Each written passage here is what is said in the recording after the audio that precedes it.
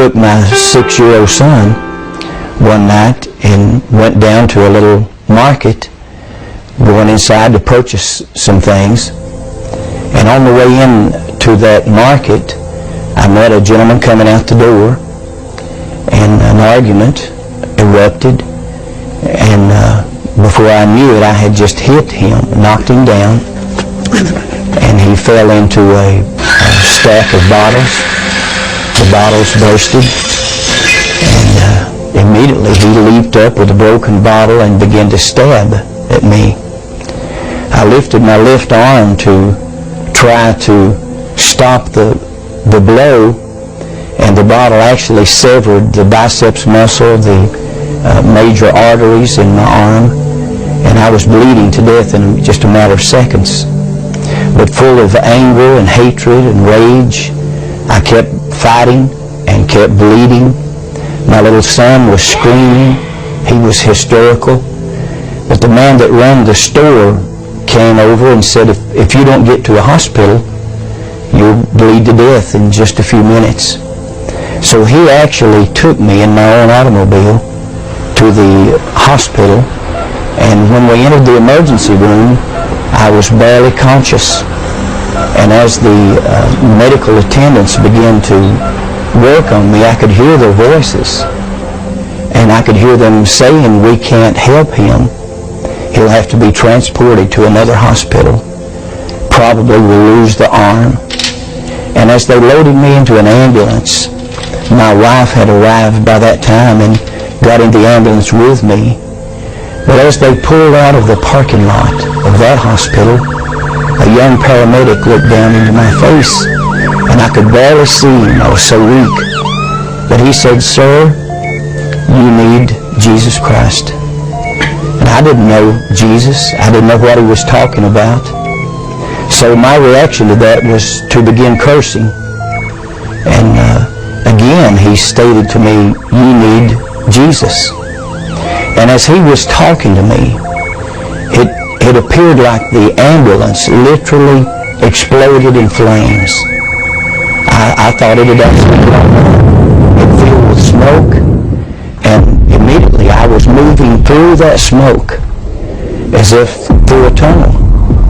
And after some period of time coming out of the smoke and out of the darkness, I began to hear the voices of a multitude of people screaming and groaning and crying. But as I looked down, the sensation was looking down upon a volcanic opening and seeing fire and smoke and people inside of this burning place screaming and crying. They were burning, but they weren't burning up. They weren't being consumed. And then the sensation of moving downward into this.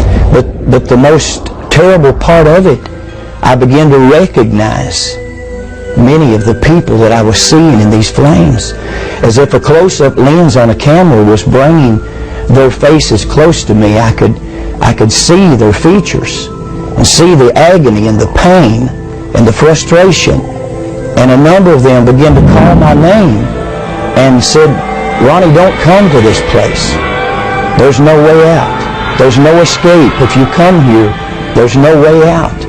And I looked into the faces of one that had died in a robbery attempt, who had been shot to death and bled to death on the sidewalk.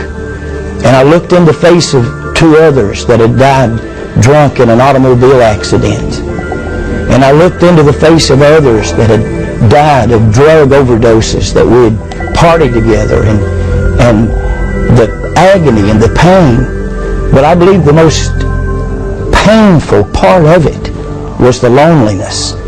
And the depression was so heavy that there was no hope. There was no escape. There was no way out of this place. And the smell was like sulfur, like an electric welder. And the stench was terrible. And as I looked at this, and I felt like there was nothing in this world that could frighten me.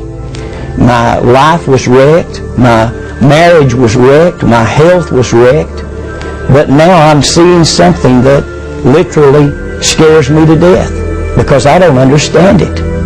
And as I'm looking into this pit, this place of fire and screams and torment, I just fade out into blackness. And when I open my eyes, I'm in a hospital room in Knoxville, Tennessee. My wife is sitting by. There had been multiple stitches put in my body. My arm was spared. There was almost 100 stitches, and I'd still hear the screams. I could still smell the terrible smell. I could still feel the heat, and I could still hear the voices of people that I'd known through the years screaming for me to go back. And through the days to come, I tried every way to get that out of my mind.